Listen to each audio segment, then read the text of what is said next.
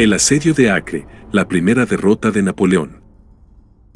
Durante la campaña de Napoleón en Egipto, el general francés intentó en vano tomar esta antigua fortaleza del tiempo de las cruzadas, que resistió su imparable avance con ayuda de la flota inglesa y uno de sus antiguos compañeros de escuela. En julio de 1798 un pequeño ejército desembarcó en Egipto al mando de Napoleón Bonaparte. En guerra con Inglaterra desde la ejecución de Luis XVI, la joven República Francesa había decidido contraatacar enviando una fuerza expedicionaria a África, para establecer una colonia desde la que amenazara las posesiones británicas en la India. De manera fulgurante, Bonaparte derrotó a los mamelucos que gobernaban el país en la batalla de las Pirámides, y aunque luego perdió a toda su flota frente a Nausan en el combate naval del Nilo, se convirtió en el amo de Egipto. Pese a ello, su posición no era nada segura. Egipto era un estado vasallo del Imperio Otomano, y con la colaboración de los ingleses el sultán estaba preparando un ejército para recuperarlo. Era necesario pues llevar de nuevo la guerra al terreno del enemigo antes de que éste fuera demasiado fuerte, así que para el año siguiente Bonaparte preparó una fuerza expedicionaria con la que se adentraría en Siria, como se llamaba entonces el área comprendida entre el Sinaí y Asia Menor, con el fin de obligar a los turcos a firmar la paz o por lo menos acabar con la amenaza que representaban. El primer obstáculo con el que se topó el corso fue la fortaleza de El Arish. Construida en una colina amurallada, la plaza estaba guarnecida por 3.000 defensores, pero nada pudo frente a los 13.000 soldados que formaban el ejército francés, quienes tomaron el fuerte al asalto tras derribar sus murallas a cañonazos. Completada esta primera etapa, la hueste revolucionaria prosiguió hasta Gaza, que fue saqueada para reponer provisiones, y alcanzó Jaffa el 4 de marzo de 1799. La ciudad había sido reforzada por el Pachá Gesar de Acre, pero de nuevo sucumbió ante los franceses, que tras abrir brecha en sus muros degollaron a la población civil. Según una fuente contemporánea, todo rostro humano cayó ante su furia. En la ciudadela quedaban todavía unos 3.000 turcos, que se rindieron con la promesa de ser liberados en Egipto. Sin embargo, Napoleón no tenía ninguna intención de cumplir con este acuerdo, sino que tras reclutar a los egipcios de la masa de prisioneros, ordenó que el resto fueran llevados hasta la playa en grupos y fusilados. La excusa que Bonaparte dio en sus memorias para esta espantosa masacre fue que su ejército no contaba con suficientes provisiones ni efectivos para escoltarlos hasta territorio francés, pero la realidad es que no quiso correr el riesgo de que se escaparan para unirse al Gesar. Entonces, como un castigo caído del cielo por semejante crimen, una epidemia de peste se extendió entre los franceses. En cuestión de pocos días los enfermos y moribundos se empezaron a acumular por cientos en los hospitales pese a los mejores intentos del sufrido doctor Desgenetes. En un arriesgado gesto para subir la moral de sus tropas, Napoleón visitó a los infectados, ayudando incluso a transportar los muertos hasta las fosas comunes. Aunque la plaga se cobraba víctimas a diario, la campaña no podía detenerse, por lo que los franceses prosiguieron su avance hasta Acre, un fortificado puerto del tiempo de las cruzadas donde los esperaba Gesar. El Pachá otomano era todo un carácter. Tras arruinarse en su juventud, se había vendido como esclavo en Estambul y había acabado de mameluco en Egipto, donde había conseguido ascender hasta convertirse en la mano derecha del jeque Ali Bey y luego en gobernante de la provincia de Acre. Su sobrenombre de El Carnicero venía de la característica crueldad con la que castigaba a sus enemigos, con torturas tan refinadas como emparedar a los reos con la cabeza fuera para deleitarse con sus lamentos mientras se morían lentamente de hambre y sed. El asedio empezó con mal pie. Bonaparte había decidido enviar su artillería de asedio por mar dado el pésimo estado de los caminos, pero el convoy cayó en manos de una flota inglesa recién llegada al Mediterráneo Oriental. Su comandante era el comodoro Sir Sidney Smith, un atrevido corsario recién liberado de la cárcel parisina del Temple por Antoine-PhilippeAux.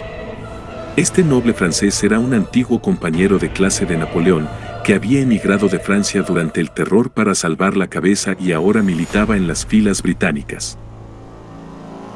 Este refuerzo fue acogido con alegría por Gesar, quien tras situar los cañones franceses en las murallas de la ciudad se preparó para resistir al invasor. Construida en una península, Acre era más fácilmente defendible que las anteriores plazas capturadas por Bonaparte, y ahora los turcos contaban con el apoyo de la flota británica y sus marines, 600 de los cuales se unieron a la lucha. Los republicanos abrieron trinchera el 19 de marzo, y tras excavar la primera paralela fuera del alcance de los turcos, los zapadores del general Caffarelli fueron acercándose a la fortaleza mediante aproximaciones en zigzag. Los cañones de campaña se situaron en las baterías, pero su fuego solo consiguió abrir una pequeña brecha en la parte superior de la muralla. El 28 de marzo Bonaparte lanzó su primer asalto. Equipados con escaleras para llegar hasta el boquete, sus soldados fueron cayendo bajo el fuego de otomanos y británicos. César se situó con toda su corte tras la muralla, prometiendo a los defensores una moneda de oro por cada cabeza infiel que le trajeran, y llegado el momento del combate empuñó un par de pistolas en la brecha hasta ver rechazados a los sitiadores. Pese a esta victoria, el Pachá era un hombre desconfiado por naturaleza, y temiendo una traición desde dentro ordenó ejecutar a todos los cristianos de la ciudad, atrocidad que se llevó a cabo sin ningún remordimiento pese a las protestas de Smet y Felipe Aux. Frenado por este primer revés, Bonaparte vio cómo sus problemas aumentaban cuando le llegaron noticias de que una gran fuerza otomana marchaba contra él desde el norte para levantar el asedio. Los pachás turcos de Damasco y Alepo habían unido sus fuerzas y acudían en ayuda de Acre. Dejando a buena parte de sus tropas en las trincheras, Napoleón fue al encuentro de este nuevo enemigo, destacando a dos columnas bajo los generales Murat y Kleber para que se enfrentaran al enemigo separadamente. El primero logró batir una fuerza de caballería turca en el lago Tiberias con solo 2 batallones de infantería, sorprendiendo al enemigo desde detrás de una colina mientras estaba acampado, y capturando un fabuloso botín de lujosas armas orientales. Más apurada era la situación de Kleber, quien se vio rodeado por el ejército de Damasco en el monte Tabor con solo 1.500 hombres. Formando en cuadro, los franceses resistieron durante 10 horas los embates de 25.000 jinetes sirios, hasta que de forma providencial llegó Napoleón. Según el cronista Nicolás el Turco, entre los otomanos cundió el temor al ver el nuevo enemigo que se les echaba encima, y al primer cañonazo entraron en pánico y huyeron, dispersándose en todas direcciones hacia las montañas y los valles. Esa noche los soldados de la atea República Francesa entraron en Nazaret, donde al día siguiente celebraron un Te Deum para agradecer la inesperada victoria. Mientras tanto, la lucha por Acre proseguía sin descanso. Vista la ineficacia de su artillería, los franceses excavaron un túnel hacia el bastión en el que se encontraban las 2 murallas de la ciudad para hacerlo saltar por los aires, obra que los marines intentaron destruir mediante una salida que fue derrotada con la pérdida de 15 hombres. La mina bajo la Tormorar estuvo lista el 24 de abril, y tras hacer estallar la carga de pólvora, los sitiadores se lanzaron al asalto de las ruinas encabezados por las compañías de granaderos. En una dura lucha cuerpo a cuerpo consiguieron entrar en el piso de abajo de la fortificación, pero allí perecieron bajo una lluvia de granadas y barriles explosivos arrojadas por los defensores desde la muralla. Rechazado de nuevo, Napoleón esperó a que llegara una remesa de cañones pesados desde Egipto antes de reanudar el ataque.